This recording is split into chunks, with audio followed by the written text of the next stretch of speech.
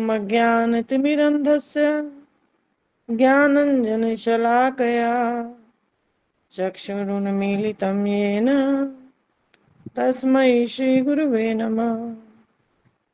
जय श्री कृष्ण चैतन्य प्रभु नित्यानंद श्री अद्वैत गदाधर श्रीवासादि गौर भक्त वृंद।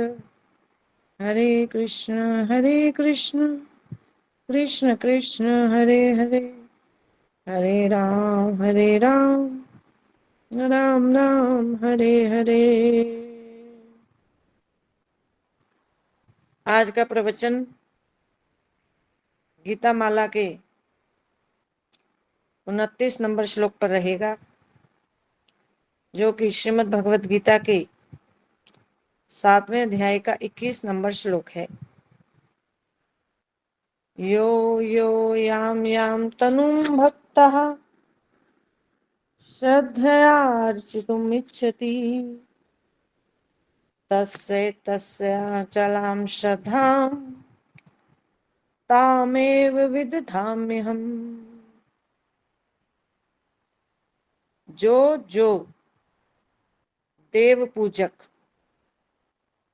मेरे विभूति रूप जिस देव मूर्ति की श्रद्धा पूर्वक पूजा करना चाहता है, मैं अंतर्यामी रूप से उस देव पूजक की श्रद्धा को उस देवता में ही स्थिर कर देता हूं।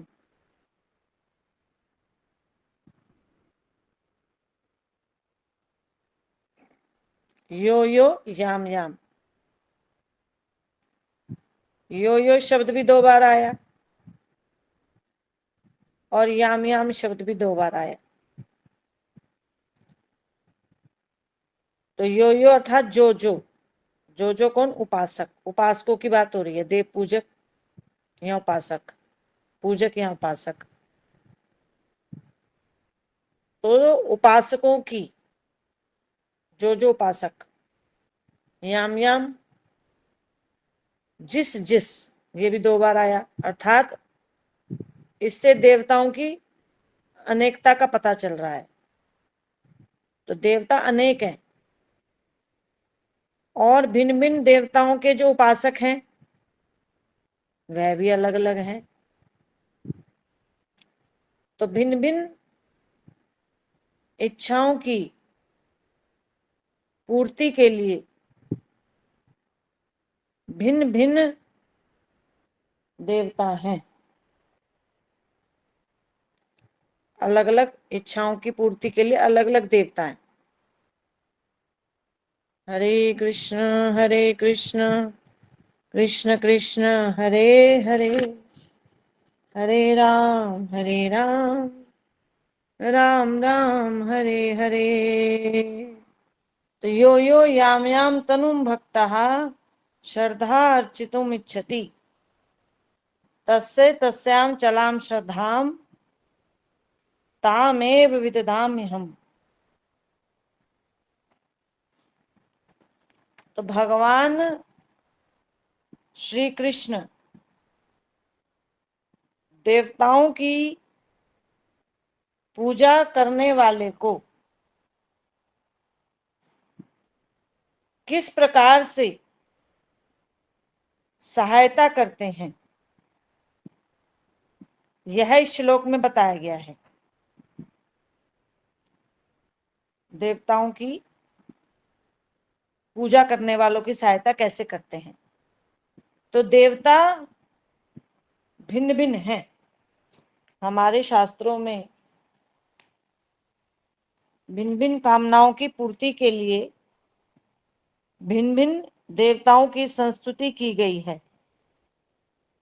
और यह संस्तुति श्रीमद् भागवत में भी है। 2 स्कंद के 3 अध्याय में श्री सुखदेव जी महाराजा परीक्षित को कहते हैं कि जो ब्रह्म तेज का इच्छुक हो उसे बृहस्पति की, जिसे इंद्रियों की विशेष शक्ति की कामना हो वह इंद्र की, जिसे संतान की लालसा हो उसे प्रजापतियों की उपासना करनी चाहिए, जिसे स्वर्ग की कामना हो उसे अदिति के पुत्र देवताओं की, जिसे राज्य पाने की अभिलाषा हो उसे विश्व देवों की, सौंदर्य की चाह करने वाले को गंधर्वों की, और सबका स्वामी बनने के लिए ब्रह्मा की, आयु की इच्छा रखने वाले को अश्विनी कुमारों की। तो इस प्रकार भिन्न भिन्न कामनाओं की पूर्ति के लिए भिन्न भिन्न देवताओं की संस्तुति करते हैं श्री सुखदेव जी। अर्थात देवता अनेक हैं। तो भगवान श्री कृष्ण देवताओं की पूजा करने वालों की किस प्रकार सहायता करते हैं? तो कहते हैं मैं अंतर्यामी रूप से देव पूजक की श्रद्धा को उस देवता में स्थिर कर देता हूं। तो भगवान श्रद्धा को स्थिर करते हैं। तो देवता है कौन? देवता है विभूतियां। भगवान श्री कृष्ण के 6 प्रकार के अवतार हैं। एक है पुरुषावतार जो कि 3 है, 3 विष्णु रूपों में, महाविष्णु, दूसरे गर्भोदक्षाय विष्णु, तीसरे शिरोदक्षाय विष्णु। तो यह तीनों क्या कहलाते हैं? पुरुषा अवतार। दूसरे प्रकार के अवतार हैं गुणावतार। गुणावतार के अंतर्गत कौन आते हैं? ब्रह्मा, विष्णु, महेश। तो इसमें कौन से विष्णु आए? शिरोदक्षाय विष्णु।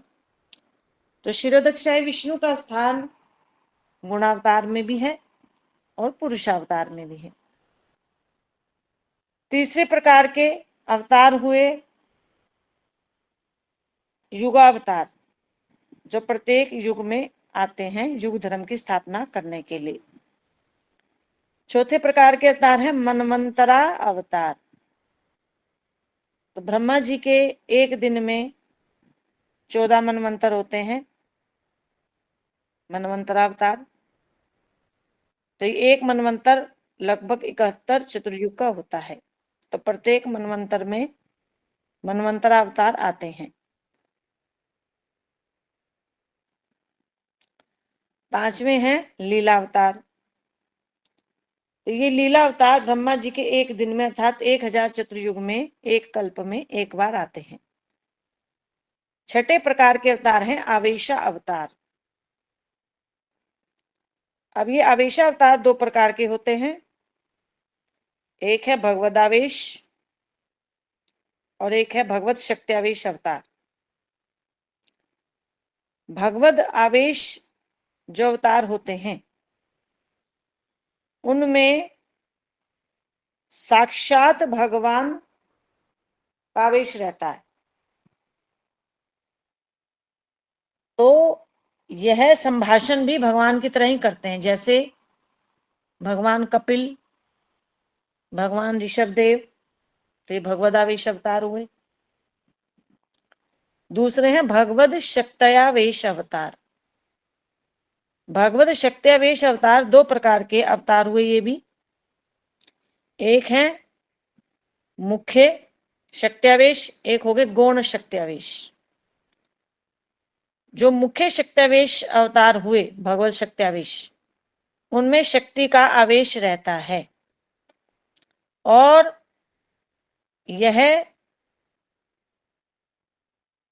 जो अवतार होते हैं इनमें भगवान के एक विशेष कार्य करने के लिए विशेष शक्ति का आवेश रहता है। जैसे कि नारद जी में भक्ति का आवेश हुआ, तो नारद जी कौन है? भगवत शक्त्यावेश अवतार नारद जी। परशुराम जी में दुष्ट दलन शक्ति का आवेश हुआ, तो परशुराम जी कौन से अवतार हैं? भगवत शक्त्यावेश अवतार। ऐसे ही महर्षि श्री वेद व्यास जी इनमें साहित्य संकलन शक्ति का आवेश हुआ। तो वेद व्यास जी कौन है? भगवत शक्त्यावेश अवतार। तो ये हुए मुख्य शक्त्यावेश अवतार। अब दूसरे गौण शक्त्यावेश अवतार। तो जो गौण शक्त्यावेश अवतार हुए उनमें शक्ति का आभास मात्र होता है।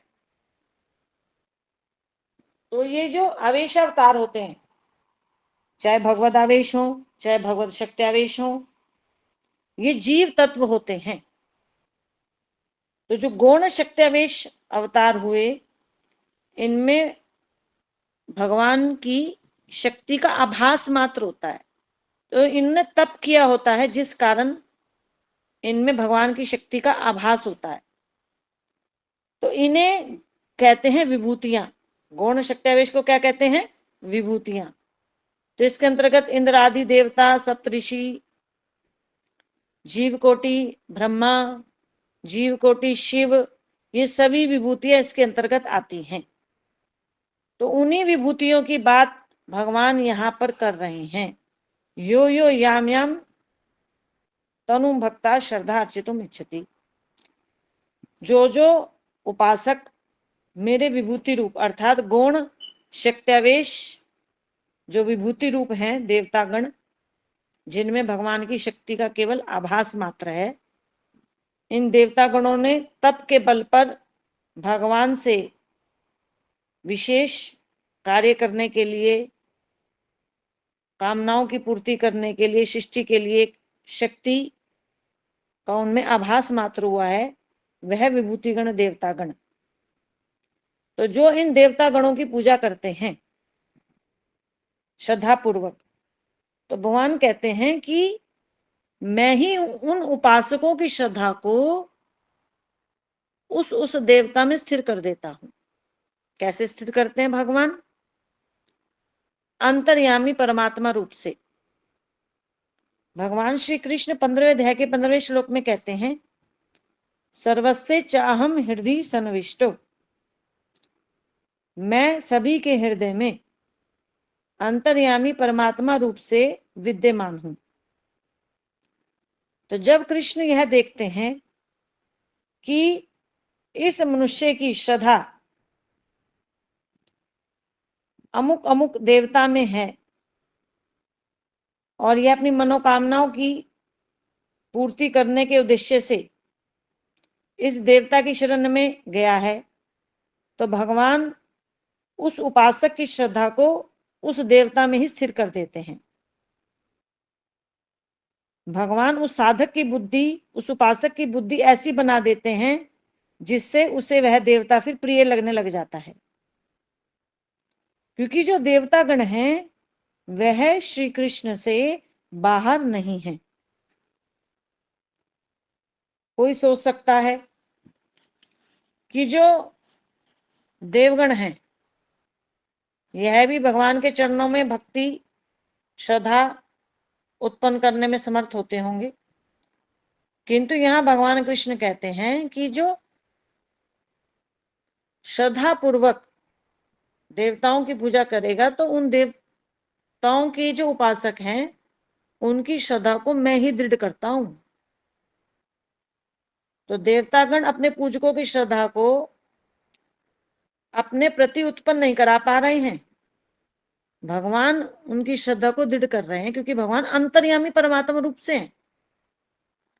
सुहृदम सर्वभूतानाम, भगवान सब जीवों के हितैषी हैं।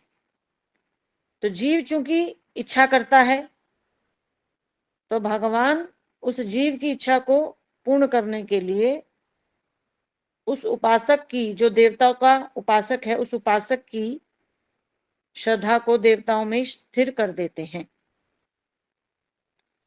प्रश्न है कि भगवान जब श्रद्धा को स्थिर करते हैं तो भगवान सभी की श्रद्धा को अपने में ही स्थिर क्यों नहीं कर रहे, अपने में दृढ़ क्यों नहीं करते? बोले हरे कृष्ण। उत्तर है, हर जीव स्वतंत्र है, क्योंकि जीवात्मा को स्वतंत्रता भगवान ने अनादिकाल से प्रदान की हुई है।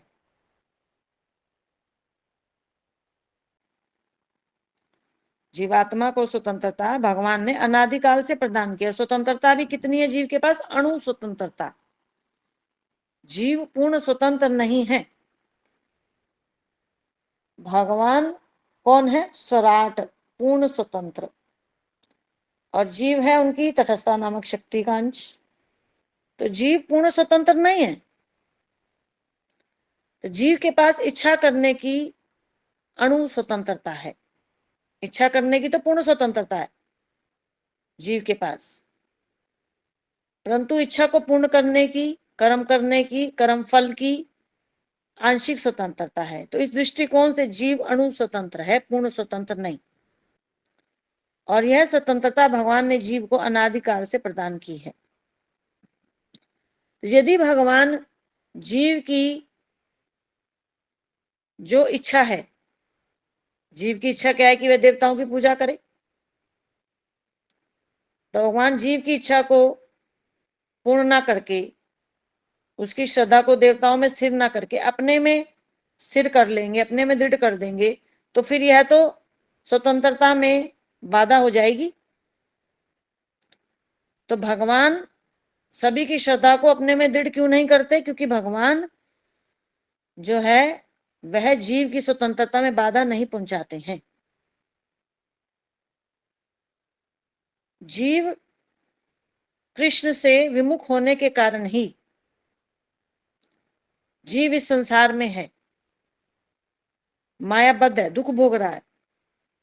भगवान चाहते तो हैं कि हर जीव मेरे पास आए, किंतु यह भी भगवान ने जीव की इच्छा पर छोड़ रखा है। यदि जीव स्वेच्छा से भगवान कृष्ण की ओर जाना चाहता है तो भगवान उसे भक्ति का सुअवसर प्रदान करेंगे, उसे सत्संग का अवसर प्रदान करेंगे, उसे वैष्णव संग देंगे, उसको एक सदगुरु की शरण में भेज देंगे।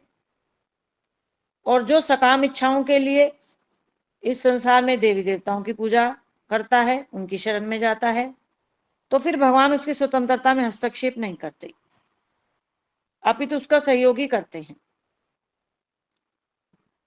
तो भगवान उसकी श्रद्धा को उसमें स्थिर कर देते हैं, क्योंकि भगवान अंतर्यामी परमात्मा रूप से हर जीव के हृदय में विद्यमान हैं। भगवान ने जीव की इच्छा पूर्ण करने के लिए ही इस संसार में भिन्न भिन्न शास्त्रों की रचना करवाई है। हमारे जो शास्त्र हैं, वेद, पुराण, वेदांत इत्यादि, तो इनमें मनोकामनाओं की पूर्ति का भी ज्ञान है, संसारिक पदार्थों की उपलब्धियां कैसे होंगी और मोक्ष कैसे मिलेगा, यह भी ज्ञान है। और हमारे जो पुराण है, पुराण में तो 3 प्रकार के हैं, तामसिक, राजसिक और सात्विक। तो जो मोक्ष पाना चाहते हैं उन्हें सात्विक पुराणों की शरण में जाना चाहिए, और जो कामनाओं की पूर्ति करना चाहते हैं, केवल संसारिक कामनाओं की पूर्ति, तो वह देवी देवताओं की पूजा करते हैं शास्त्रों के अनुसार, तो वह तामसिक और राजसिक पुराणों की शरण में जाते हैं। और हमारे वेदों में तो 80% कर्मकांड ही है, जो कि केवल और केवल जीव को संसारिक कामनाओं की पूर्ति के विषय में ही ज्ञान देता है। बोले हरे कृष्णा। तो हमारे वेदों में 80% कर्मकांड है, अर्थात कामनाओं की पूर्ति का मार्ग है। भगवान गीता में भी कहते हैं कि जो वेद हैं वह त्रिगुणात्मक हैं, 3 प्रकार के हैं। त्रैगुणया विषया वेदा, त्रैगुण्य विषया वेदा नियस्त्र गुणो भवर्जुन। हे अर्जुन, वेदों के निर्दिष्ट विषय तो त्रिगुणात्मक हैं, तुम्हें उन्हें परित्याग कर वेदों के उद्दिष्ट विषय निर्गुण भक्ति को प्राप्त करके त्रिगुणातीत होना है। तो वेद शास्त्र त्रिगुणात्मक है और वेदों में क्या ज्ञान है? मनोकामनाओं की पूर्ति का ज्ञान। याम इमं पुष्पितम वाचम परवदन्ते विपश्चितः वेदवादरतः पार्थ न अन्यस्ति इति वादिनः। हे पृथापुत्र अर्जुन, जो अल्पज्ञ लोग वेदवाद में रत हैं, वे वेदों में वर्णित पुष्पित विश्वलता के समान आपात मनोरम वाक्यों को ही वेदों के उत्कृष्ट वाक्य कहते हैं। इन वाक्यों द्वारा प्रतिपादित स्वर्ग आदि फलों के अतिरिक्त अन्य किसी भगवत तत्व को नहीं मानते हैं। तो वेदों में मनोकामनाओं की पूर्ति का ज्ञान है, स्वर्ग प्राप्ति का ज्ञान है, इसी कारण लोग जो है देवी देवताओं की पूजा किया करते हैं। तो भगवान श्री कृष्ण अंतर्यामी रूप से उपासकों की श्रद्धा को देवताओं में स्थिर कर देते हैं, क्योंकि भगवान अंतर्यामी रूप से बैठे हैं। और जिसे मोक्ष चाहिए, भगवत प्राप्ति चाहिए, तो वह निर्गुण शास्त्र गीता और भागवत की शरण में जाते हैं। वैसे तो भागवत की गणना सात्विक पुराणों में की गई है, किंतु जो भागवत है वह सात्विक होते हुए भी निर्गुण है। क्यों? क्योंकि श्री कृष्ण उसके प्रतिपाद्य विषय है। कृष्ण है निर्गुण, तो भागवत सतोगुणी होते हुए निर्गुण पुराण ही है। गीता भी निर्गुण है और भागवत भी। तो भगवान सर्वोपरि हैं और सर्वोपरि होते हुए भी किसी को अपने अधीन नहीं रखते, इसलिए भगवान ने हर जीव को स्वतंत्र छोड़ा है। इस संसार में प्रायः एक मनुष्य दूसरे मनुष्य को अपने अधीन रखना पसंद करता है और उसी में अपनी श्रद्धा रखना चाहता है कि मेरे में श्रद्धा हो। लेकिन जो भगवान है वह सर्वोच्च सत्ताधारी होते हुए भी किसी को अपने अधीन नहीं रखना चाहते। भगवान उदार है, निष्पक्ष हैं। भगवान के पास किसी भी प्रकार का कोई अभाव नहीं है। भगवान नहीं चाहते कि मेरे पूजक मेरी पूजा करें। भगवान को किसी की आवश्यकता नहीं है। तो यदि भगवान को आवश्यकता होती तो अंतर्यामी रूप से जो भगवान हमारे हृदय में बैठे हैं, तो भगवान उपासकों की श्रद्धा को अपने में स्थिर करते देवताओं की बजाय। नहीं, भगवान देवताओं में स्थिर कर रहे हैं। जो देवताओं की शरण में जा रहा है तो उसकी श्रद्धा को देवता में ही स्थिर कर देते हैं, अपने में स्थिर नहीं करते, क्योंकि भगवान उदार है, निष्पक्ष है। भगवान को कोई अभाव नहीं है। भगवान को किसी पूजक की आवश्यकता नहीं, किसी उपासक की नहीं, किसी साधक की आवश्यकता नहीं। लेकिन फिर भी भगवान चाहते हैं कि हर जीव मेरी शरण में जाए, क्योंकि भगवान अति दयालु हैं, करुणा निधान है। तो जो जीव इच्छा से भगवान की शरण में जाना चाहता है तो भगवान उसे तो भक्ति का अवसर देंगे। यदि वह जीव देवताओं की पूजा करना चाहेगा तो देवताओं की शरण में ही भेज देंगे। तो जो भगवान में श्रद्धा रखेगा तो उसकी श्रद्धा को भगवान अपने में ही दृढ़ कर देते हैं, और जो देवताओं में श्रद्धा रखेगा तो उसकी श्रद्धा को भगवान देवताओं में ही स्थिर कर देते हैं। हरे कृष्ण कृष्ण कृष्ण हरे हरे, हरे राम राम राम हरे हरे। यही इस श्लोक का तात्पर्य है। श्री कृष्ण वाणी श्रीमद् भगवद गीता की जय।